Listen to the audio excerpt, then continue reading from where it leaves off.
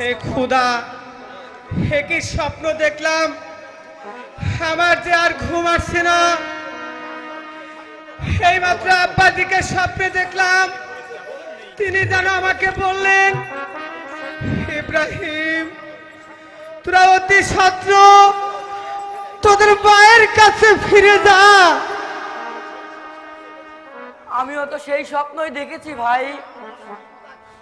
তাহলে আর চিন্তা কি, প্রভাতে যাব আব্বাজির কাছে। ওরে কি দেখিলাম, সয়াপরে সইতে না পারি রে তোরা।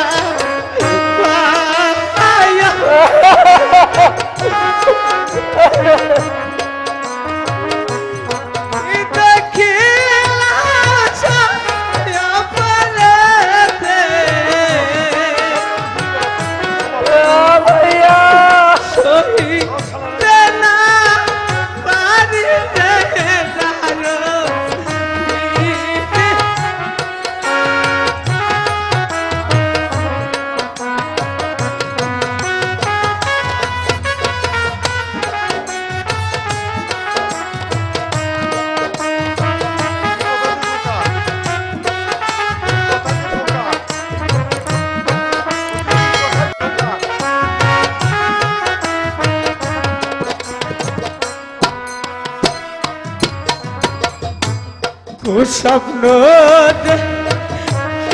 আর উঠিল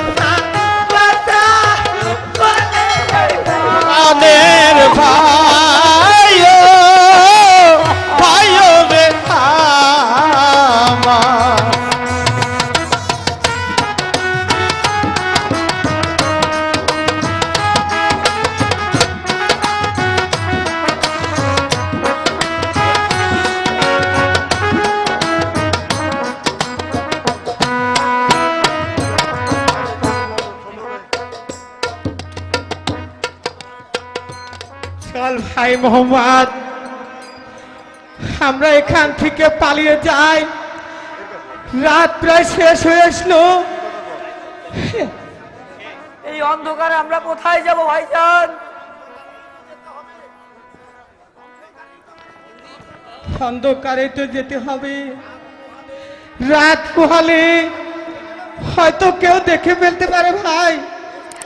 তারপর বেশ তাই চলো ভাইজান, তাই চলো। আয়! ভাইজান, কে তোমরা? পরিচয় দাও। আমরা মদিনার সেনাপতি মহাবীর বসলেমের পুত্র।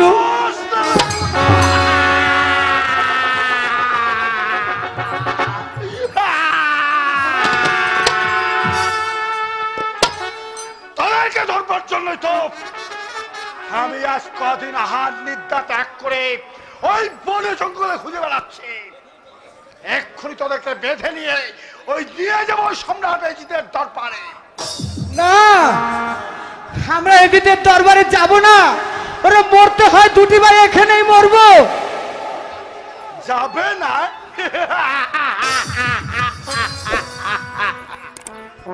যাবে না বললো তো চলবে না। এক্ষুনি তোদের বেঁধে নিয়ে আমি যাবো ওই সম্রাট এজিদের দরবারে। এদিকে আয়! ভাইয়া, এদিকে আয়! মাইক তো অনদেশের মাইক।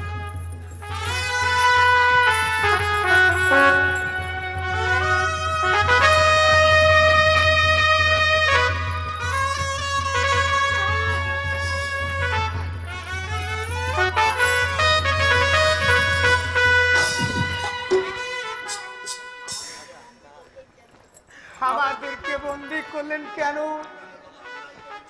আমরা তো কোনো অন্যায় করিনি। অন্যায় করনি? তোদেরকে ধরে নিয়ে যেতে পারলে ওই সম্রাট জিত আমাকে দেবে ৫,০০০ স্বর্ণ মুদ্রা। চলে আস আমার সঙ্গে। না, না আমরা যাবো না। ওরা মরতে হয় দুটি ভাই এখানে মরবো। তবুও এদিদের দরবারে যাব না। ঠিক আছে, তাহলে মরার যখন এত শখ, তাহলে মরার জন্য তোরা প্রস্তুত হ।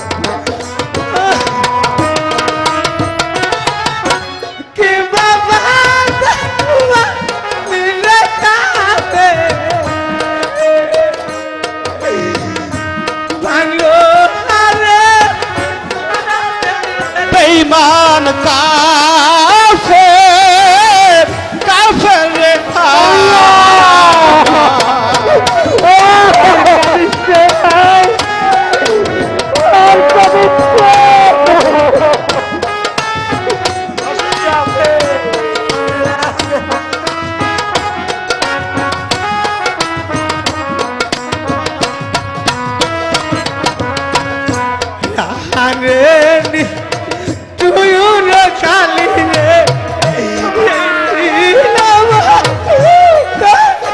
বেঈমান কাফের কাফের রে আমার ভাইয়া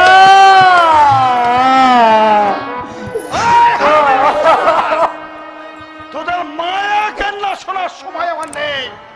এখনো বলছি চলে আয় আমার সঙ্গে। বল যাবি কি না? না না না যাবি না? ওরে দুটি ভাই মরতে হয় এখানে মরবো ওরে তবু এদিদের দরবারে যাব না তাহলে সহ্য কর কাফে।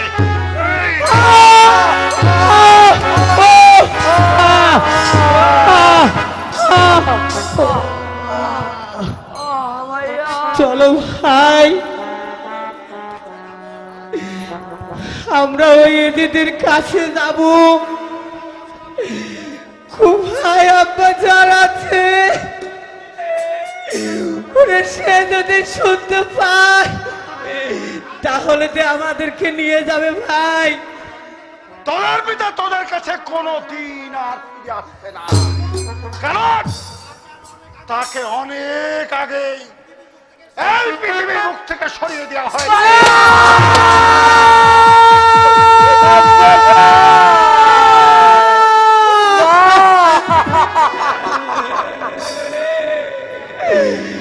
এ আপনি কি শুনছেন আমাদের পিতা জীবিত নেই ঠিকই বলছে বাদশা জিয়াদ তোর পিতাকে হত্যা করেছে। তাহলে আমরা এখান থেকে যাব না ওরে মরতে হয় এখানেই মরবো যাবে না তাহলে কেমন? না আমরা যাব না এখনো সময় আছে। নয়, না আমরা যাব না তাহলে তাহলে এবার মৃত্যুর জন্য প্রস্তুত হ। আমি আগে আগে ওই ছোটটাকে কাটবো, তারপর ওই ছোটটাকে কাটবো। ওরে বড় হইয়া কে আর থাকবো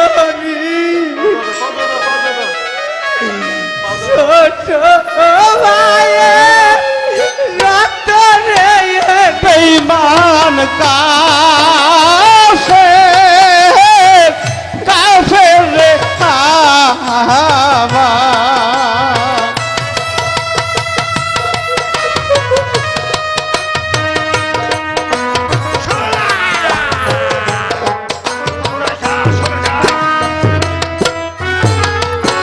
বড় হইয়া কেমনে থাকবো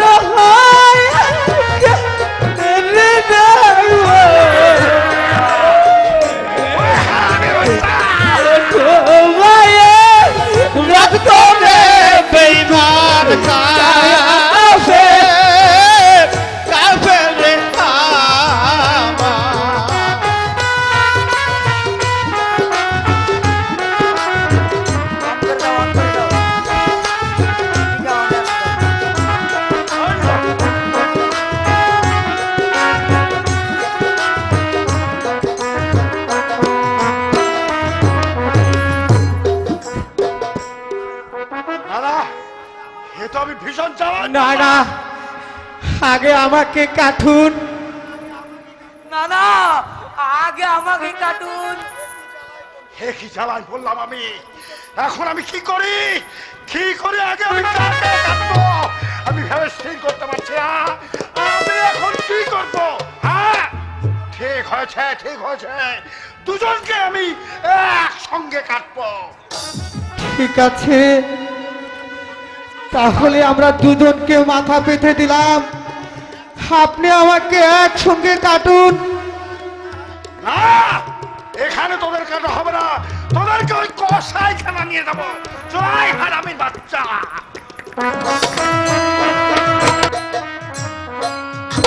আমার সোনার রওজান, আজ আমি তোমাকে ছেড়ে আমার সপরিবার নিয়ে আমি ওই কোফায় চলে যাচ্ছি।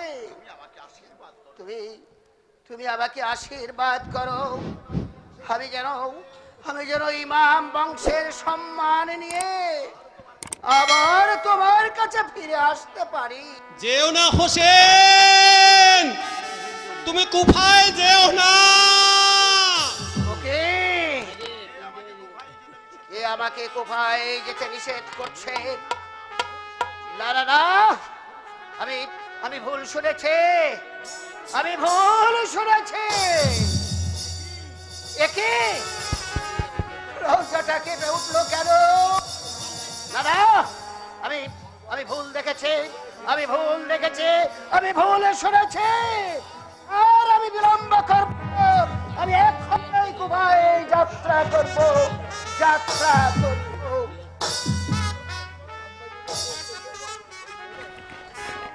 মহামন্ত্রী মারওয়ান, আমি তামাম রাজ্যময় ঘোষণা করেছিলাম যে মুসলিমের দুটি সন্তানকে ধরিয়ে দিতে পারবে তাকে দেওয়া হবে ৫,০০০ স্বর্ণ মুদ্রা। কিন্তু কেউ তো এখনো মুসলিমের দুটি সন্তানকে নিয়ে আমার দরবারে এলো না। জনাব, তাহলে কি ওরা মদিনায় চলে গেছে? না জনাব, তাদের আমি মদিনায় যেতে দেইনি। তাহলে কি তুমি ছেলে দুটিকে বন্দী করে নিয়ে এসেছো? হেই নিন মহাবীর মুসলিমের দুটো পুত্র ছিন্নশীল। এ তুমি কি করেছো পাপী হারে? আমি তো আদেশ করেছিলাম ছেলে দুটিকে জীবিত আমার সম্মুখে হাজির করে দেবে, আর তুমি তা না এনে এনেছো তাদের ছিন্ন। জনাব, আমি অনেক চেষ্টা করে তাদের আমি জীবিত ধরে আনতে পারিনি। আমি আমি এই অন্যায়ের কঠিন বিচার করব, কঠিন বিচার। এ বিচার ইতিহাসের পাতায় স্বর্ণাক্ষরে লেখা থাকবে যে সম্রাট এজেদ উচিত বিচার করেছে।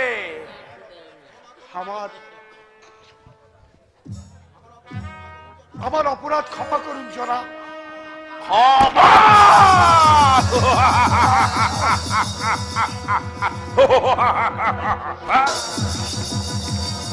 ক্ষমা! তুই যে অপরাধ করেছিস তার কোনো ক্ষমা হতে পারে না। তোকে আমি প্রাণ দণ্ডে দণ্ডিত করব। জনাব, আমি এত অনুরোধ করলাম, আপনি আমাকে ক্ষমা করে দিন। এমন ভুল আর কোনোদিন করবো না। আরে যে তুমি জানো না সম্রাট এজিদ মুখে যা বলে কাজেও তাই করে। মহামন্ত্রী মারওয়ান, তুমি বলে দাও পাপী হারেজের কি শাস্তি দেয়া যেতে পারে? হারের যে অপরাধ করেছে তার বিচার একমাত্র ঘাতকের হাতে তুলে দেওয়া যায়। তাই তো বলি মহামন্ত্রী মারওয়ান, তুমি উপযুক্ত বুদ্ধি দিয়েছো। ওকে আমি ঘাতকের হাতেই তুলে দেব। ক্ষমা করে দিন জনাব, আমাকে ক্ষমা করে দিন।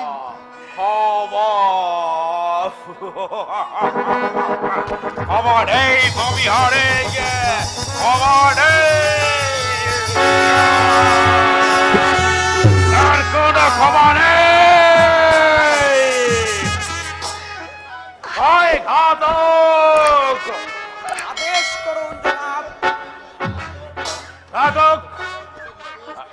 এই মুহূর্তে পাপি হারেসকে ওরা নদীর কোলে নিয়ে গিয়ে ওকে কেটে টুকরো টুকরো করে ওরা নদীতে ভাসিয়ে দাও।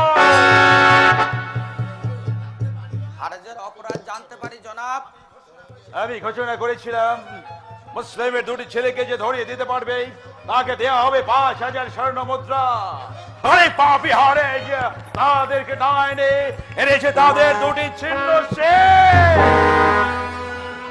আমার আদেশ তো এত কঠোর ছিল না। হরেজ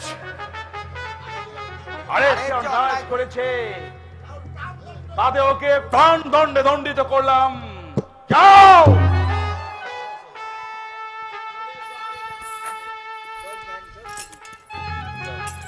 চলে আসো হারেজ আমার সাথে।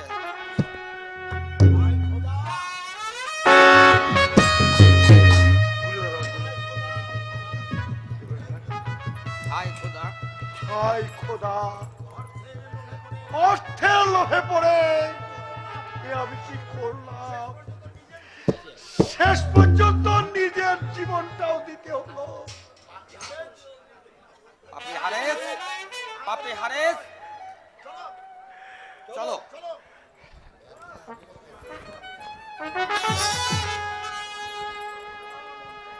মন্ত্রী মারওয়ান, জনাব, আমি চেয়েছিলাম যতদিন হুসাইন কোপায় না আসবে ততদিন পর্যন্ত মুসলিমের দুটি পুত্রকে ঘরের মাঝে বন্দী করে রাখবো।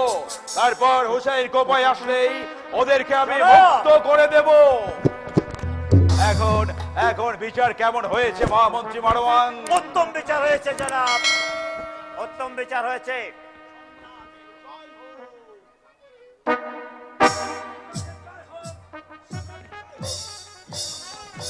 এই সংবাদ সীমার সময় তুমি এখানে? জনাব, আমি আপনার জন্য সুসংবাদ নিয়ে এসেছি। সুসংবাদ দিয়ে এসেছো? বলো সীমার, বলো কি সেই সুসংবাদ? হোসেন কুফায় আসতে গিয়ে তার পরিবার সহ কুফার পথ ভুলে গিয়ে ওই কারবালায় গিয়ে তাম্বুরা করেছে।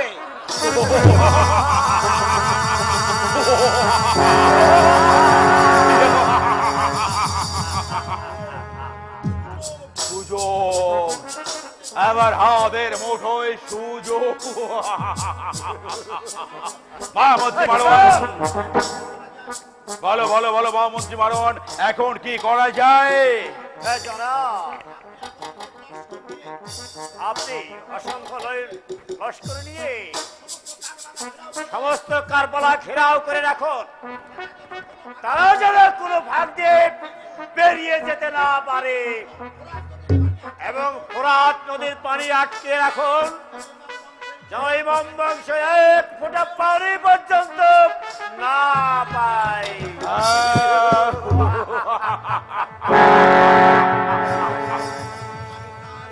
আমি তাই করব। সমস্ত কারবাল আমি ঘেরাও করে দেব। ওরা যদি পানি আটকে রাখবো, পানির জন্যে ইমাম বংশ তিলে তিলে ছটফট ছটফট করে বলবে। জনাব, আপনি আমাকে হুকুম দিলে এই মুহূর্তে ওই ছোট ইমাম হুসাইনকে বন্দী করে আমি আপনার রাজপ্রাসাদে নিয়ে আসতে পারি। এই মুহূর্তে তুমি 10,000 সৈন্য নিয়ে চলে যাও ওই কারবালায় গিয়ে ফোরাত নদী ঘেরাও করে ফেলো, যেন ইমাম বংশের কেউ এক ফোঁটা পানি পান করতে না পারে।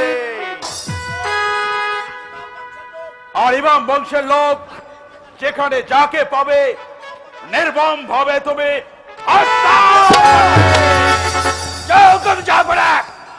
আমি আর ছোট ইমাম হুসাইনকে তুমি যেখানেই থাক তাকে তুমি শৃঙ্খলিত করে আবার প্রাসাদে হাজির করবে। তারপর আমি তোমাকে দেব 1,00,000 স্বর্ণ মুদ্রা।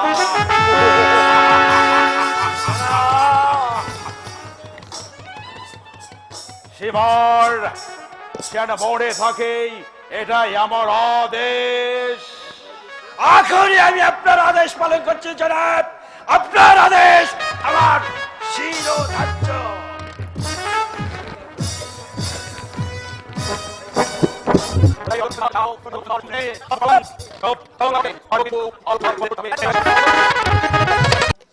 এই তো ফুরাত নদীর কোলে এসে পৌঁছে গেছি। হারেস, এখানেই তোমার প্রাণ নাশ হবে। মৃত্যুর জন্য প্রস্তুত হও কাফের। হ্যাঁ ভাই,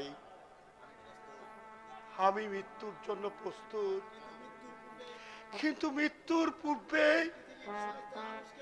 এই পৃথিবীর সমস্ত মানুষকে আমি জানিয়ে দিতে চাই, আমার মতো অর্থের লোভে লুভি হয়ে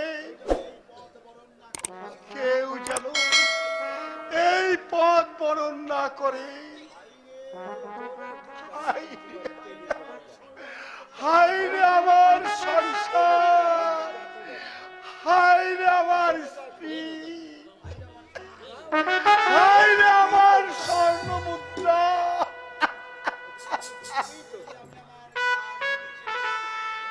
এই আমি আমার ঘাড় পেতে দিচ্ছি, তুমি তোমার কাজ শেষ করে নাও ভাই।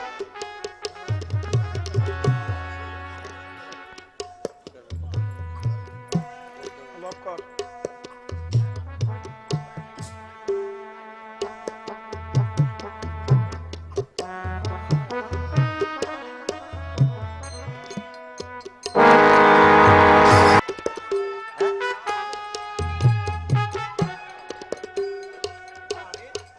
আরে